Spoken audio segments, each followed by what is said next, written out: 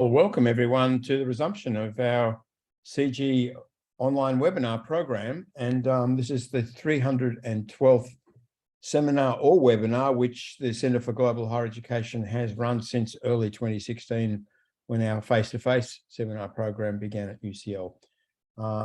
We've had a hiatus in our webinar program because we've changed communications officers. Our previous communications officer, Trevor Trehan, who people will remember quite well, has gone to South Korea, where his wife has a job, and he's currently on the consultancy market doing comms work from South Korea.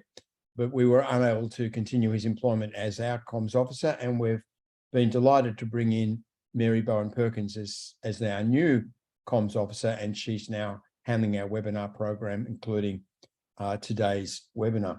We have Maia Chankseliani with us, but before I introduce Maia, I'll take you through the webinar protocols. Now, remember that the webinar is being recorded, and the recording will go up onto YouTube, onto our YouTube channel within a couple of days. And we expect the webinar will be used more in that medium than it is live today, because we're noticing an increasing hit rate for our YouTube webinars. Now, during the webinar, we recommend you use speaker view in the top right-hand corner there, because that will enable you to see who's speaking at any given time in the webinar. Now, during the webinar, keep yourself muted unless you're at the Q&A stage and coming in as a speaker. When you turn on, of course, turn on your mic. And also you can leave your camera off. It probably makes it a bit easier for the webinar if we bring people into the discussion on camera and with mic at that point of entry in Q&A. Now, joining the Q&A is an important part of our webinar is the Q&A. We usually have about 20, 25, 30 minutes of it. We really welcome your participation. The way you get in is you indicate in the chat what you want to ask, your question for the speaker. If you want to make a statement and not ask a question, that's also legit. But again, please indicate in the chat. The reason why we need you to indicate in the chat is because we want to be able to select from the chat into the Q&A. And if you come in early and your question is relevant to the topic, you will go into the Q&A. There will be no doubt about that. If your point is irrelevant to the session, then we probably won't bring you into the Q&A. But that doesn't happen very often, I've noticed. If you come in late in the last 5-10 minutes, we may have a queue of people coming into the Q&A and you might miss out. So make your point in the chat early if you want to be certain of being in the Q&A. Now, let me introduce our speaker. Our topic is what happened to the Soviet university. Very interesting question. And we have the international expert in many respects on the region, on the post-Soviet region and on Russia included in that, Maia Chankseliani, who's Associate Professor of Comparative and International Education at the University of Oxford. Maia, I think that at this point I should stop this rather long introduction and hand over to you. Thanks very much. Thank you, Simon. Hello, everyone. Let me try to share my slides. Yes, we can see that, Maia. Excellent. I hope you see them okay. Yes, very well. Right. Just let me put this somewhere to the side. Excellent. So let me start my talk with a short personal introduction. My fascination with the university started in early childhood, when my grandmother would tell me the stories of educational biographies of our family, our friends, acquaintances, neighbors. This was my favorite pastime, however strange that may sound. And the period when I started thinking about universities, what university means, what universities bring to our lives, and how universities work. In my own academic pursuits, I have been really fortunate, and many of you who have joined the seminar today know me, and you know that I have been fortunate for someone who was born in the Soviet Union and lived through the hardship and destruction of the 1990s. I was 10 years old in the 1991 when the Soviet Empire collapsed and the world around me changed dramatically. Like for some of you who are participants today. This was the year when I started my secondary schooling with chronically anxious and visibly unhappy teachers, cold winters with oil lamps and smoky kerosene heaters. It was through hard work in the secondary school, some private tutoring, and my family support that I successfully gained entry to Tbilisi State University in 1998. My alma mater, Tbilisi State University, is one of the 69 former Soviet universities that I examine in this book. It was the institution where I spent some of my formative years and where I received what I would now describe as excellent education and where I made some lifelong friends. So I owe much to Tbilisi State University. Other important formative experiences for me are linked with the Harvard Graduate School of Education and later with Cambridge University. My scholarly engagement with the study of higher education in the former Soviet countries started at Harvard and continued later at Cambridge, where I pursued my doctorate, and at Oxford, where I have been based in the last 10 years. This book that I'm presenting today, and you see it there, and here is the hard copy, was written entirely during the pandemic, started in April 2020 and finished in December 2021. This book is about universities, and it's about change. The book is about the change of one particular type of university, the Soviet university, in the decades following the dissolution of the Soviet Union. The book adopts a historical perspective to explore changes through time, and it invites reader to reimagine time. When thinking about time, we normally think and use spatial metaphors, assuming that we leave the past behind and we move into the future. Time is normally perceived as one-dimensional. Time flows from the past to the future. Time flows and brings change. Change can be seen dialectically as a destructive and a creative process of reinvention, redevelopment, reimagination, and reinvigoration. Let me tell you that the Aymara people living in the Andes structure time and see time spatiality in a very different way, with the past lying ahead and the future lying behind. They face what has already passed and is known to them, leaving the unknown behind. The Aymara people see the past as fostering a sense of community and developing respect for people's experiences. These people do not therefore fixate on the future and do not try to forget and suppress the past at any cost.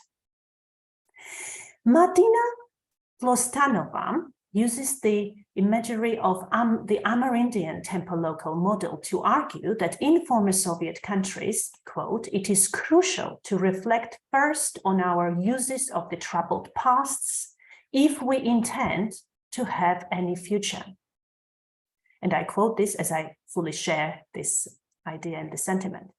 While the one-dimensional nature of time which flows in one direction is widely recognized, this book also invites the reader to occasionally adopt the Amerindian mode of thinking, facing the past and having our backs to the future. Facing the past is integral to understanding and critically engaging with the present. This book hopes to remind the reader that we cannot move into the future by entirely disregarding the past. It also assumes that universities are in a constant state of flux. Universities examined in this book are Soviet universities, and they are no longer Soviet universities at the same time. Okay. Now, very briefly, let me tell you another kind of preliminary thought. The departure from the Soviet university tradition that this book investigates was triggered by the dissolution of Soviet Union, obviously a seismic event that gave rise to vibrant new scholarship and international development discourses on post-communist transitions. Transitology became the dominant approach in international development and social scientific scholarship.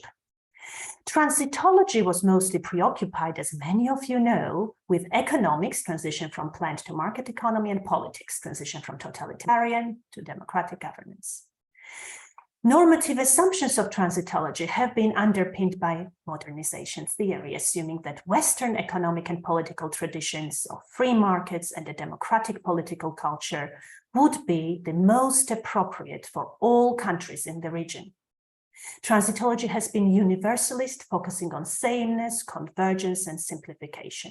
This approach has also been known for its anti-structuralist emphasis on agency, as it focused on the agency of elite actors in leading marketization, democratization, and overall modernization of societies.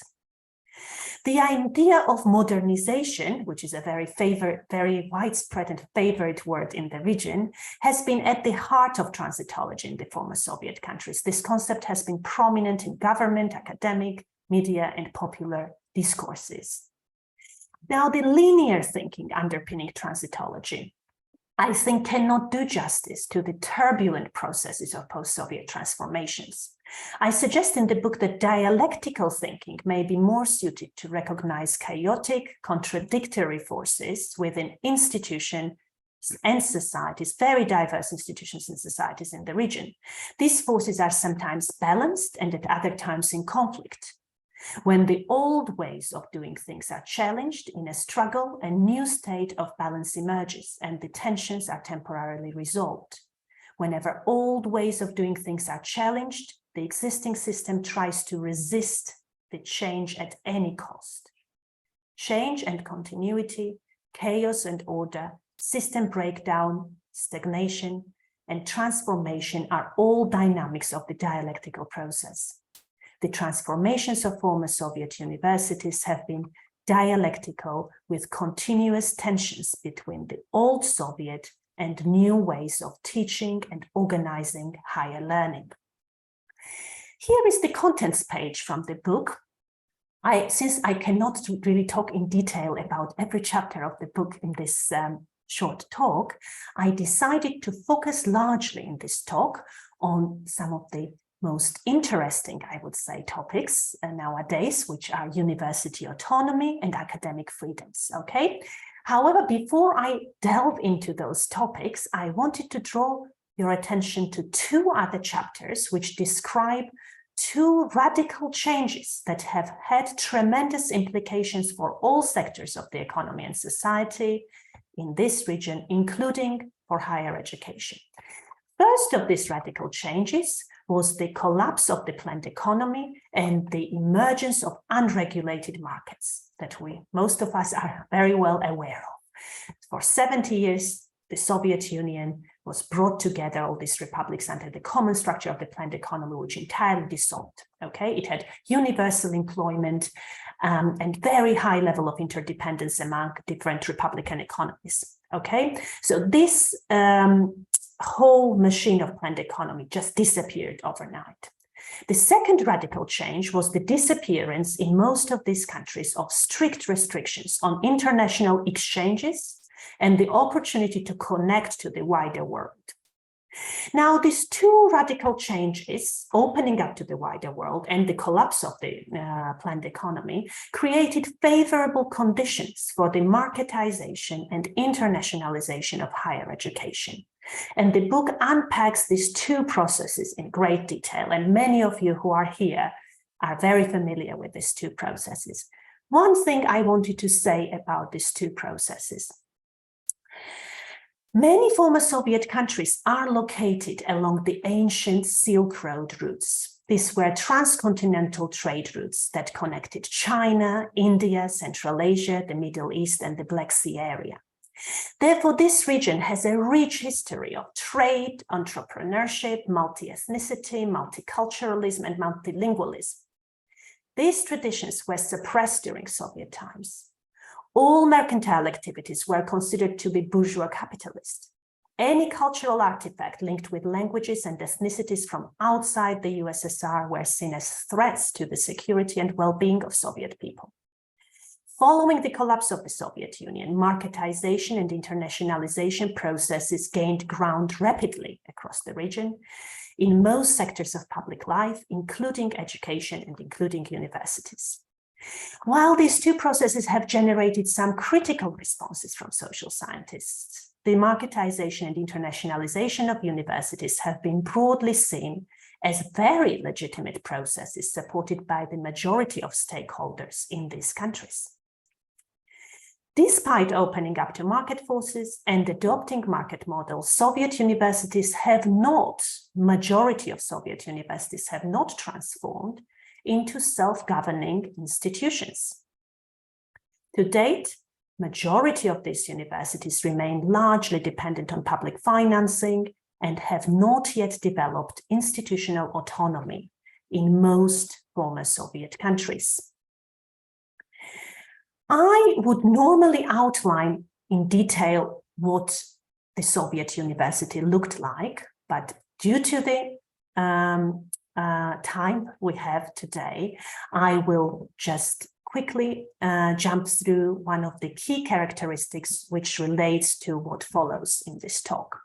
Soviet university was designed to restrict freedom and autonomy of academics, of students as potentially critically thinking individuals in order to ensure a smooth operation of the Soviet machine. Higher education did not at any point throughout its existence encourage critical analysis, critical discourses, and meaning-making. On this slide, I have a quote from a Latvia-born British philosopher, Isaiah Berlin, who describes a communist educator. And if you have a moment, please have a look at it. I think this quote really encapsulates one of the characteristics of Soviet education system. Despite this characteristic, in the context of army-like control and authoritarian structure, it is paradoxical that selected Soviet universities produced original and critical thinkers, and that selected scientists earned some major scientific achievements. This must have been due to the decisions of groups of students or groups of academics to pursue their passions, their intellectual passions, to voice their views and determine their own agendas of teaching and research. I have two examples here, and in the book multiple more examples of Novosibirsk State University, and then the example of Zheltoksan student demonstrations in Kazakhstan as examples of cases when free thinking, when pursuing academic passions and interests were as examples of critical thinking, basically, and producing original thought that was not in line with army-like control and authoritarian structures. Let me jump to the next slide. So some of the fundamental problems of the Soviet university, the lack of critical analysis, critical discourses, and meaning-making in governance, teaching, and research have seen little disruption in most countries in the last 30 years. In the book, I outline the literature on higher education governance that some of you may be aware of, literature by Burton Clark, by Michael Dobbins on different types of governance models. In general, in higher education literature, we know three key models of governance, which are the state-centered model, similar to what was in the Soviet Union, where state directly coordinates and controls universities in all aspects, including university-industry relations. Then there is market-oriented model, where university is a business enterprise that uses entrepreneurial methods to attract its customers, students, and sell its product, education. And then the last one is the Humboldt academic self-rule model, which envisages university as a self-governing community of scholars. It rests on the assumptions of freedom of teaching and learning, free scholarly inquiry, and the unity between teaching and research. In this book, I dedicate quite a bit of space to explaining what university autonomy means generally in the literature, what it means academic freedom means. And also, I try to look at what academic freedom means for scholars in the region. Several studies that I have done with the scholars in this region have demonstrated that the notion of academic freedom has been interpreted in diverse ways in these countries. Existing definitions that emerge from my research, definitions of academic freedom of scholars embedded within university, include the freedom to issue university-specific degree certificates and diploma supplements. Okay. Another definition of academic freedom is to be fully in charge of quality enhancement processes at the university. Another definition emerging from the region is to be able to pursue international accreditation. Okay. Academic freedom has also been defined as the freedom of students to choose their courses, the freedom of universities to design courses in response to labor market needs, or the freedom of academics to choose between face-to-face and online modes of teaching during the COVID-19 pandemic. These diverse definitions in former Soviet countries pertain to the procedural autonomy of universities and appear, I think, to divert discussions away from the idea of comprehensive academic freedom, which would normally be defined as the cornerstone of academic work, assuming the freedom of an academic to pursue truth in their teaching and research without being influenced by their administrators, politicians, public servants, or the funders, without the fear of punishment of any kind. So, as you can see, the definitions are very diverse. The majority of world's leading universities, that some of the universities aspire, some of the former Soviet universities aspire to resemble, are autonomous, self-ruled communities of academics and students, where the third form of governance, self-rule, is quite prominent.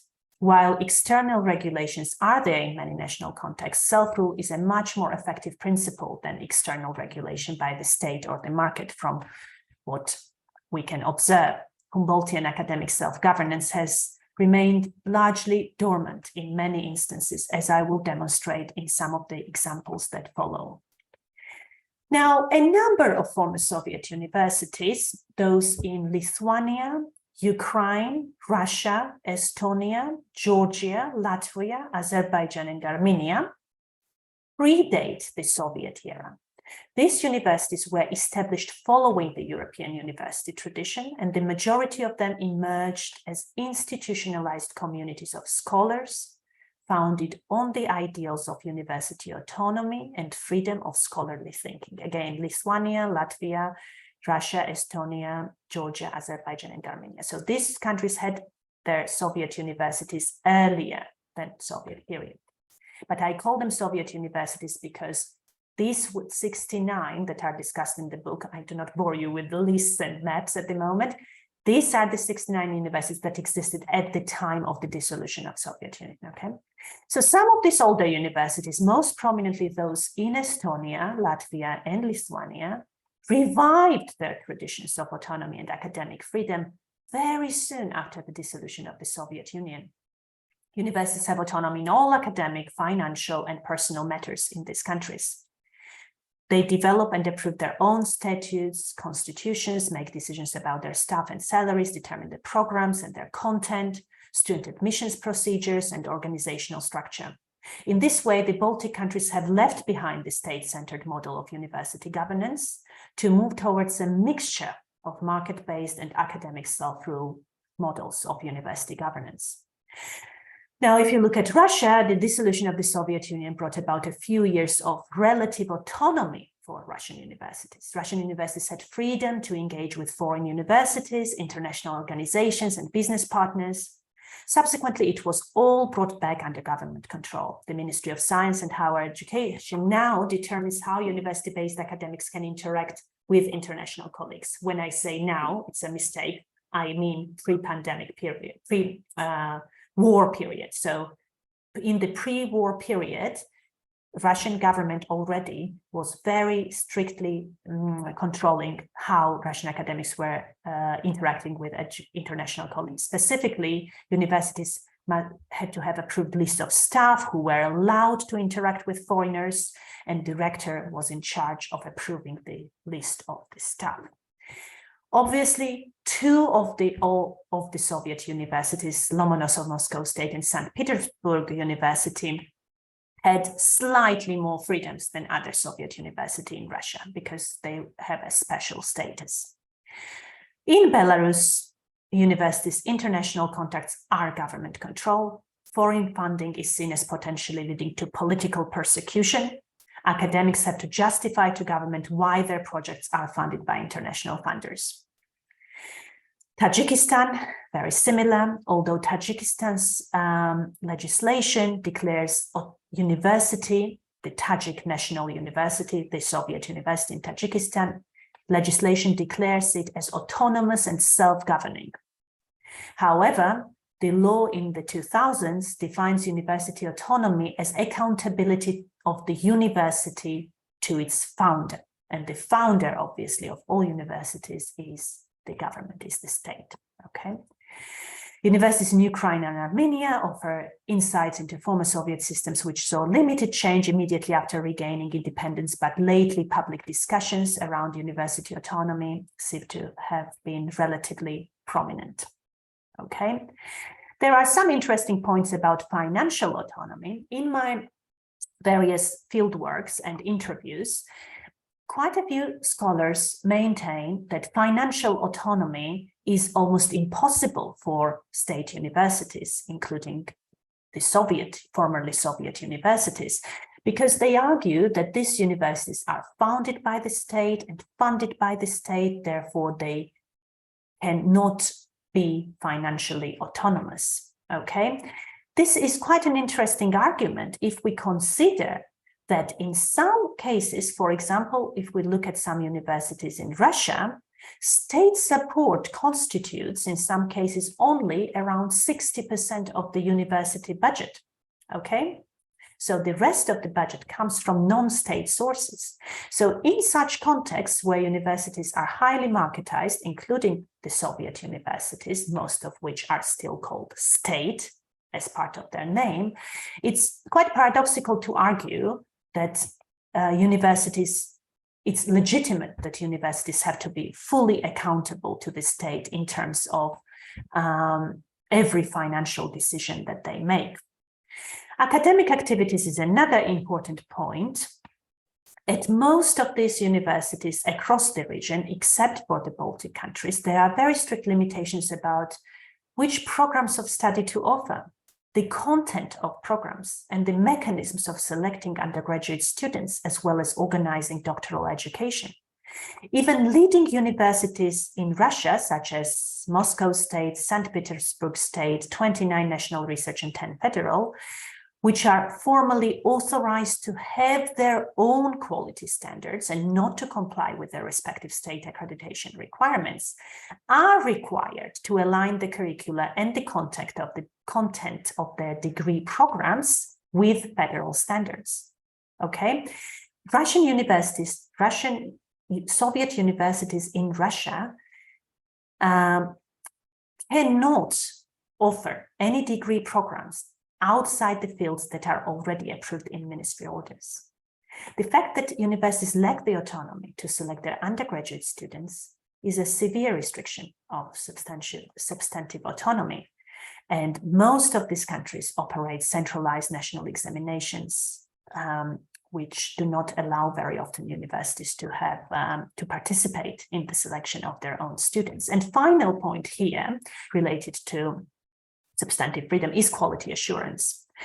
Quality assurance, both external and internal, is one of the cornerstones of university governance in the region. Policies and discourses associated with the Bologna process and the European higher education area have established quality assurance as the key mechanism for accountability.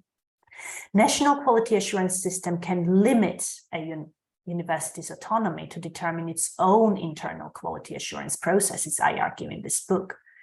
And quality assurance processes, I demonstrate through various examples in a number of former Soviet countries, can be seen as contradicting the freedom of academics to engage in teaching without interference. Substantive compatibility of the European higher education area's principles of quality assurance with the principles of university autonomy and academic freedom is an area that I think would require from further research, would benefit from further research. Another interesting characteristic of the former Soviet universities is the Soviet one-man management principle that remains in place in the majority of these institutions. University rectors are at the top of the governance structure and bear the sole responsibility for their university. The fact that rectors of universities are often key executives and at the same time chairs of the university councils places a lot of unilateral power in their hands. Many of these universities are still governed on the basis of institutional orders issued by rectors. In return, rectors receive orders from ministers in charge of higher education. In most contexts, rectors are government cadres appointed by government. The practice of appointing rectors rather than electing them expands their power, obviously. In university-state relationships, the office of rector is fundamental. This is the instrument for governments to keep universities under control, especially in those contexts where university autonomy is guaranteed by law de jure. So many of these countries guarantee university autonomy, but it's not happening in practice. Serhii Quit, academic and policymaker, refers aptly to this phenomenon using the case of Ukraine as rector feudalism, to give an indication of the power structures in place that actively constrain the development of comprehensive university autonomy. Obviously, the situation is very different in Estonia and Lithuania, where university executive head selection is not validated by external authority. Almost everywhere else, former Soviet universities, in terms of the validation of their top figure, entirely depend on the external structures, i.e. the government. Here you see the photo of the rector of Moscow State University, who has been probably the longest serving rector by now, who has been rector, I think, since 1992, Viktor Sadovitchny, 1992, that's 30 years now. Very interesting quote there on the slide, if you have a moment to read. It's from the book, The Open World and Closed Societies, Essays on Higher Education Policies and Tradition by Waldemar Tomusk. A vivid description of the state of freedom in universities. One thing is certain, in such context, sorry, I do not give you too much detail from every country, just to give you a general story. Probably many of you recognize this realities from your own, from the context that you are familiar with. One thing is certain, that such structures and such constraints do not encourage young people to choose universities as their place of work, do not encourage new generations to become academics. Former Soviet universities still employ very large numbers of academics who worked or were educated in the Soviet Union. Generational differences can sometimes explain the attitudes of academics towards top-down management, restricted autonomy, or limited academic freedom. Academics of all generations have, it seems, resisted rector feudalism and an oppressive political culture across the region, but those voices are not strong enough yet. I am conscious of time. Wanted to give you a few more examples. There is much more in the book on the academic freedom and specific examples from Azerbaijan, self-censorship examples from Central Asia. Self-censorship appears to be a really major problem. Central Asian academics report that they have to self-censor on topics such as land acquisition, water distribution, corruption, marginalization, minorities, extremism, cotton production. Basically, every topic of any social relevance can be potentially politically sensitive and cause problems for academics. In Georgia also, self-censorship seems to be a major problem. Recent work by Globachidze and Samniashvili demonstrates this, very interesting paper. Then there is this academic freedom index, the global index, where you can see that countries fall under great diversity of countries in our region. In terms of academic freedom, they fall under, basically they cover all categories that are there. So from relatively more free systems in terms of academic freedom to much more systems with much more constraints. Okay, this is my final slide. Basically, university change, just to think more holistically and think about change in the future, can be driven from inside the institution, from outside, or a combination of these two. The dissolution of the Soviet Union created a great turmoil. In some countries, the turmoil was used by universities to regain and formalize university autonomy and establish a form of academic rule. The most prominent examples, obviously, are the Baltic states, where changes were driven from the inside, and therefore the university transformations were more organic and meaningful. In most other contexts where the grip of the state has been much stronger and the agency of academics generally weaker, the changes have been more inconsistent and unfortunately less transformational. Most former Soviet universities experienced a certain degree of de-Sovietization, which involved the following characteristics: the elimination of the ideological monopoly of Marxism, exposure to new ideological influences, making national, ethnic, and ethno-linguistic a new norm. They also, quite a few countries, we have a separate paper on this, eliminated the Soviet tradition of the separation of research and teaching by dissolving their academies of sciences and creating an image of university that should have research mission, and quite a few countries have done this: Baltic states, Kazakhstan, and Georgia. I think Azerbaijan has recently abolished the academies of science as well. This Sovietization process is also, unfortunately, not unfortunately, the Sovietization processes include, to a certain extent, lower level of politicization in some contexts. So the high level of politicization, high level of control is relatively decreased in some contexts.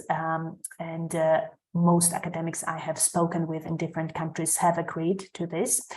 However, institutional autonomy and academic freedom remain to be quite limited. Centralized governance and funding remain to be key characteristics. And international collaborations, on the other hand, are expanding.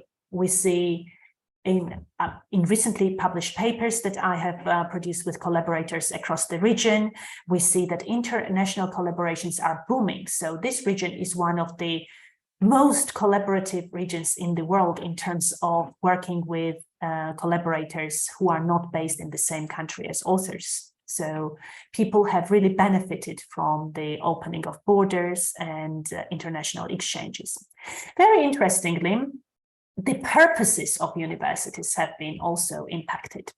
While the economic structures have transformed, the perception of universities as teaching institutions, which must prepare immediately employable labor force, remains firmly rooted in these societies. The goal of achieving a balance between the supply and demand for labor has been a central topic of popular and policy discussions around the effectiveness of universities.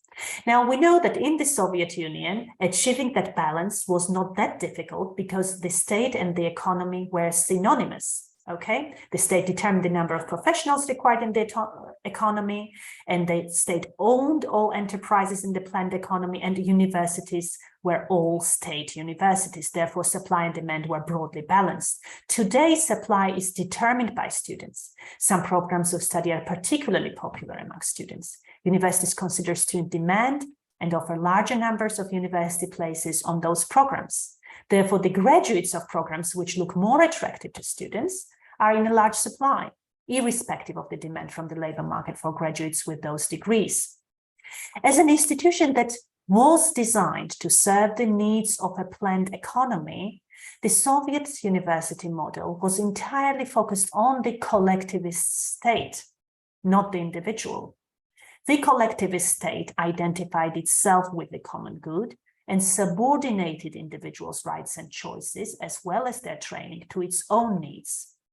The needs of the state, including the economic aspect and the political aspect, which remain alive and well today. Attention to the needs of an individual today remains marginal in most of these countries and universities. The book in the concluding chapter also describes how most of these universities remain to be flagship institutions, but they are not the most innovative or experimental institutions, quite interestingly. So they are flagships, they are very attractive, most prominent, probably accept some of the top students through unified examinations, yet they are not most innovative or experimental. There are normally other institutions in each of these countries which are considered to be more innovative or experimental. Now, any future changes of former Soviet universities, I would argue, need to come from within these universities. Changes coming from within are likely to be organic and long-lasting. Actual and potential agents of change within these universities are evident, but very few of these agents have been working openly for change and forming critical masses of like-minded individuals who see the university mission holistically and work to liberate universities from selected characteristics of the Soviet legacy.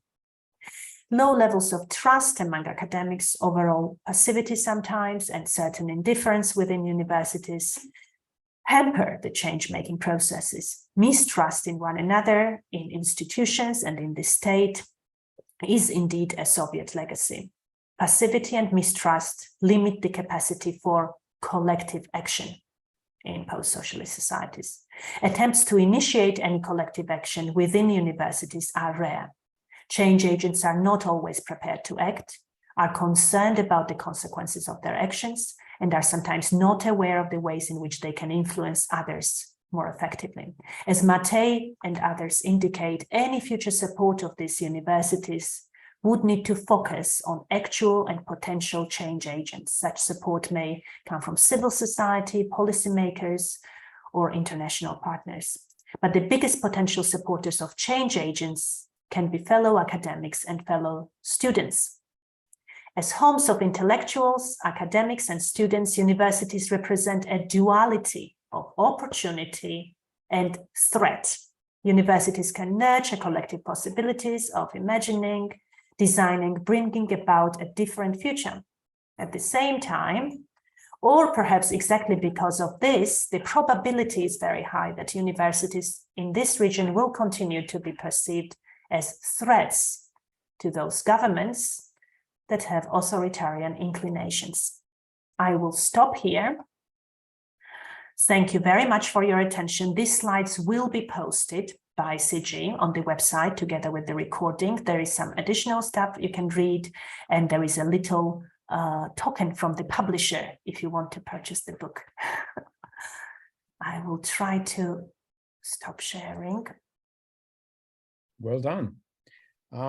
Thanks for that excellent talk, Maia, and you covered a lot of ground and raised a lot of important issues, I think, on the way. And you've stimulated now, I think, 1, 2, 3, 4, 5, 6, 7 questions in the Q&A. So let's try and get through those.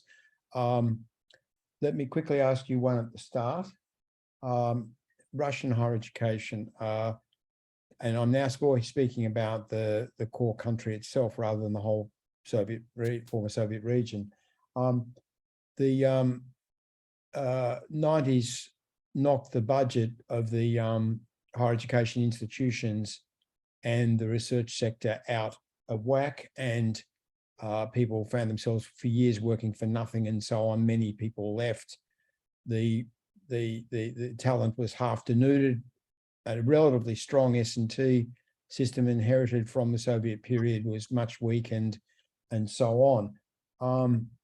I mean, I think, you know, this, what your talk points to, and your points about temporality at the start were very interesting, you know, is how long it takes to change some things. I mean, we think in terms of modernization, rhetoric, and reform, and, you know, the rhetoric of reform suggests that transformations occur in spans of months and years, and in fact, changing a culture, the position of a university in the social setting is a generational process, quite a long process, maybe more than one generation, to move away from this tightly state-nested model to something more like Humboldt or more like the US system. So it's not surprising perhaps that things haven't changed as much as they perhaps, you know, could have and should have. It's a long process, but you need people, as you said at the end, you know, you need people to make change. You need faculty, you need students committed to it. You need a new kind of administrator who doesn't just use power, but is committed to a different, enabling others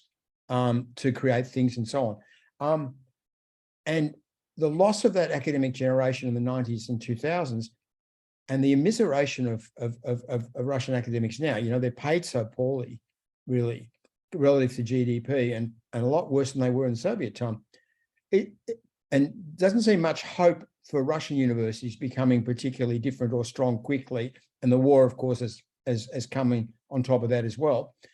Is it the same in the other former Soviet universities? I mean, is it this same problem of a sort of gap in the academic capacity and the academic spirit, a sort of low-paid, talented people leaving and so on? Good question, Simon. Thank you. Absolutely. Absolutely similar, I would say, except for the Baltic countries and except for some of the universities which are not the former Soviet universities in this region. So if we focus on the former Soviet universities, those traditional universities, I would say that in most of these countries, the situation is very similar. So most academics need to have other jobs and other sources of income. So they cannot really live on their academic wages to date. Obviously, the situation has improved dramatically since the 1990s. The book describes in great detail the situation in the 1990s when some of the academics had to sell books in the streets and do different jobs, which are described in the book. So it was absolutely disastrous in the 1990s. At this time, I think the situation has changed if we compare it to the situation in 1990s, but it has not become an appealing career destination for an intellectual who would find working at a university in Georgia, in Armenia, in Azerbaijan, or in Tajikistan appealing. However, there are institutions in these countries. For example, I can think of several institutions in Russia, in Kazakhstan, in Georgia, which pay relatively better salaries, but they are not these former Soviet institutions, former Soviet universities. I.e., they are not the flagship institutions. They are more innovative universities, sometimes private universities, and so on and so forth. Okay, thanks, Maia. Now, first participant from the participant list is Pete Leahy. Always first with your question, and be welcome. Good to have you back on. Well, I'm very enthusiastic. It looks like a fantastic book, and a must buy. I'm actually going to be working with some Moldovans as well as Romanians on an European Commission project over the next few years. And for linguistic reasons, basically, Moldovans and Romanians have always had a strong connection with France. And actually, the inspiration for our project has to do with the evaluative state, which comes out of the Mitterrand years in France. And looking at public policy from that perspective. But my question has to do with a recent report that I saw in The Economist yesterday that says that the rule of law index has shot up in a number of post-Soviet countries, not Russia, but basically the westernmost countries, but also places like Kazakhstan and Uzbekistan. According to the criteria of those who compile the rule of law index, of course. And the report claims that EU efforts to promote rule of law are part of that improvement. And I was wondering if there's any analog evident in university governance. Are Bologna area academic norms seeping in systematically in academic governance in some former Soviet republics and not others, as far as you can see? You answered a lot of this question, so you can answer it very quickly. Thank you. Thank you so much, Pete. I will have a look at this article. I have not read it yet, so I am very interested to have more detail on what it says. So all of these countries, I think, except 4 Central Asian countries that are not considered to be geographically part of Europe. All of them, as you know, are part of the Bologna process. And even those that are not, trying to, like Kyrgyzstan, Tajikistan, are aspiring to follow those guidelines in terms of quality assurance and so on and so forth, largely about quality assurance and qualifications frameworks and so on and so forth. I think most of these countries have on paper done a great job to follow Bologna process guidelines on qualifications and quality assurance structures. My question is, how much those guidelines and those structures facilitate the genuine development of these countries? So Bologna process and anything that is related to Europe is seen in all of these countries largely as a sign of progress, as a sign of becoming internationally comparable, internationally competitive, and so on and so forth, sign of modernization. However, if you look at those guidelines, and if you talk to colleagues, quite a few colleagues, I think, attending the seminar here work in the conditions of Bologna structures in several countries, and I would very much like them to voice their views. Some of them are smiling, I see. So these structures impose so much bureaucratization and so many constraints on the freedom of academics to decide what to teach, how to teach, and so on and so forth, largely in relation to teaching, not in relation to research, that I think it becomes very difficult to talk about autonomy and freedoms if you have to follow these structures which have the label of modernization and Europeanization and internationalization. So that is done successfully, but how valuable that is, that's a big question. How valuable it is for these countries to stick to those norms, which are not followed by most of the European countries. If you look at German universities, I must tell you, or French universities, they do not follow Bologna quality assurance structures, do they? I think we have in the audience people who are very familiar with those systems too. And in the UK, we were part of the Bologna system. We do not have any credits or anything like that, or any of those structures that other countries have to do and have to follow. Thanks. Thanks both. Colleagues, we're running out of time a bit. So what I'll do, I think, is combine questions now. So May, you'll be getting a batch of questions, and so keep a record of them as you go. And we'll bring in 3 questions now. That'll be Lali, Glenn, and Yusuf. Can we have Lali first, please? Yes, okay, thank you. Thank you, Maya, for this wonderful introduction to the book. I'm really looking forward to reading it. And the question actually, which I have, is related to QA that you just talked about.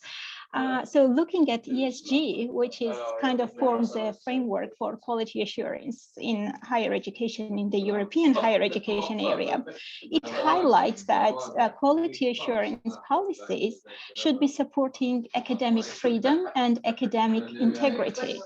But on the other hand, we also know this discourse that, you know, QA is somehow inhabiting academic freedom. And I just would like to ask you if you could elaborate a little bit more on how QA can be inhabiting academic freedom. You mentioned about it, but maybe if you could bring some more specific examples. And what could QA do not to be a barrier of academic freedom at institutions? Well, thanks. Yeah, thank you. Thanks, Lali, and hold that thought, Maya. We'll bring in Glenn next. Glenn Chatelier, please. Glenn, you're muted. You'll need to unmute. Okay, I'm sorry about that. You know, That's okay. speaking to you from all the way in Thailand. Thanks, Maya. You've done a great presentation. I thoroughly enjoyed your book. Okay, as you heard me say, I represent an institution from Thailand, and we recently had an overture from one of the universities in St. Petersburg, particularly attracted to our disciplines in management sciences and in education, on the other hand, and we were quite gung-ho about signing the MOU with them. The momentum towards the MOU was rather rapid, but once the MOU was signed, they've fallen silent. Okay, and so we are a little bit intrigued by that mystery. How do we interpret it, and what do we expect? I mean, do we wait for them to get back to us, or, you know, do we get to them at this point of time? The point that I'm trying to raise over here is this, that the access from Russia to Thailand is pretty smooth, and the Southeast Asian region is looking up, as you would predict, in the economics. And really what we want to do is to understand more of the Russian institutions, and this particular institution from St. Petersburg looked very attractive to us, and therefore we engaged with them. But now we are left out there standing in the cold. Thanks, Okay. Glenn. Now, can we Thank bring you. in the third question, which is from Yusuf Oldak? Hello, hello. Thank you very much for this wonderful presentation, Maya. I've lived in a post-Soviet country for a prolonged time myself, so anything related to Soviet, post-Soviet cultures is very interesting to me, and I look forward to reading your book. And my question is related to what maybe what I'm experiencing now, being in China. So I've read a paper discussing how Chinese higher education was earlier inspired by the Soviet higher education system. So what similarities and differences can be discussed between the Soviet university and the Chinese university? This is a comparative question, of course, and sorry if you're not familiar with the Chinese context, but maybe opening up the discussion may lead to some fruitful thoughts. Thank you very much. I suppose you could say China is post-Soviet under some temporalities anyway. Maya, you've got 3 questions.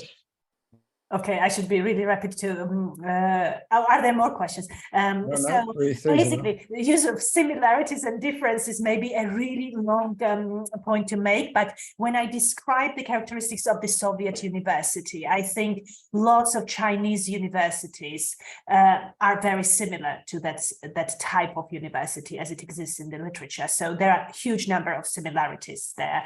And I think in contemporary context too, you will find similarities in terms of autonomy and freedoms and marketisation and internationalisation and so on and so forth. So I think the book mentions China and draws some parallels there and gives some examples. So absolutely, there are lots of similarities, I would say, lots of similarities. One major key difference is that the Chinese government, unlike most former Soviet governments, except Kazakhstan and Russia, invests a lot in higher education. Most of the former Soviet countries, except Kazakhstan and Russia, have largely disregarded higher education. So investments are very poor in the higher education sector. So the other 2 questions are very interesting, and they have a one-word response from me. So the MOU question and the quality assurance question. One-word response is a Russian word that came from one of the studies, and I forgot how I translated it into English. One of the Kazakh participants, I remember, told me that the major problem in academia was bumazhetvorchestvo, kind of paperwork. So MOUs are paperwork. So lots of Russian institutions which are performance-based assessment, okay, have to show how many MOUs they have, okay, similar across Central Asia, across the Caucasus. From what I know from Georgia, Azerbaijan, same thing. So more MOUs you have with international or universities, more successful you are. Very little is checked on what happens actually within those MOUs. So lots of people who want to collaborate with me, for example, with Oxford, want to start talking about MOU. At Oxford, MOU is not what we do normally. Can happen if the research project is already designed. That will be the final stage of MOU in order to make things happen. Nobody starts starting from an MOU. So driven by paperwork and bureaucracy. And quality assurance stuff, exactly one example I can bring is the syllabi and how the syllabi have to be written, how the details have to be shown. I have not, to be honest, done research myself, how much all of those details that academics have to do in terms of paperwork. For example, in Georgia, where Lali comes from, I am not quite sure, I have not done comparative, whether those really stem from ESG and really stem from those, but that is the reality that people think about all of that as part of internationalization, as part of raising standards and being part of the Bologna process and quality assurance structures. But I doubt that some of those things can be largely, might be largely internally decided. So that's another area where I would like to do actually more work and more kind of detailed investigation to figure out what's happening. Chair, do we have time for more questions? I think we can take a little bit more, and we've got Hubertus and Liz waiting to come in, both on camera now. So I think we'll quickly take your questions, try to keep them brief. We can run 2 or 3 minutes over, but that's about it. People start to leave. So, Hubertus. Well, thanks very much, Simon, and thank you, Maia, for a great talk. And I'm looking forward to reading the book. And as someone who has been around for a while and who's studying history, I mean, I can't not think about the historical role of universities today. I mean, I mentioned in the chat, of course, the role of universities in radical politics in the late 19th century, but I'm also remembering being at Leningrad University in the 1980s. And of course, you will know about the Tbilisi University and the student movement there, protecting David Gareja and so on. So what do you see happening at universities in the post-Soviet space today? Do they find this kind of political role back in a way, or is it just studying? Okay, hold your answer, Maia, and let's bring in Liz. You'll have the last question. Thank you very much, Simon, and thank you, Maia, for the fantastic presentation. I'm going to probably develop this question because you have spoken quite a bit about the institutional agency. And what I'm really curious about this clash that we often see between institutional and individual agency, because as you've mentioned, there are faculty that are in most cases really not opposing Soviet legacy, but rather embracing Soviet legacy. And I have worked extensively in Ukraine, and we have seen that even when the legislation itself provides space for individual agency, faculty are often reluctant to take advantage of it. And we've seen very little, let's say, unexpected elections of rectors in Ukrainian universities, right? Despite the fact that the elections are happening and everybody has the right to voice their opinion. So how do you see, or what have you seen being able to encourage individual agency within the higher education institutions? And what maybe you have seen to be the role of the student organizations again, which in many institutions have emerged in the different formats after the Soviet Union collapsed? Your answers, Maia. I think Thank this will close you. the Very webinar. big questions. Thank you. Great questions. Really big topics to explore. Hubertus, I wish I could see more of the political role, but sadly, I write in this book that this book is written in a sympathetic spirit, okay, to avoid the deficit thinking. So I declare that at the start, but I think by the time I finished the book, sympathetic spirit was slightly lost, you know. I try to avoid deficit model thinking and try to avoid kind of negatively critically engaging, but there is very little political activism at the moment.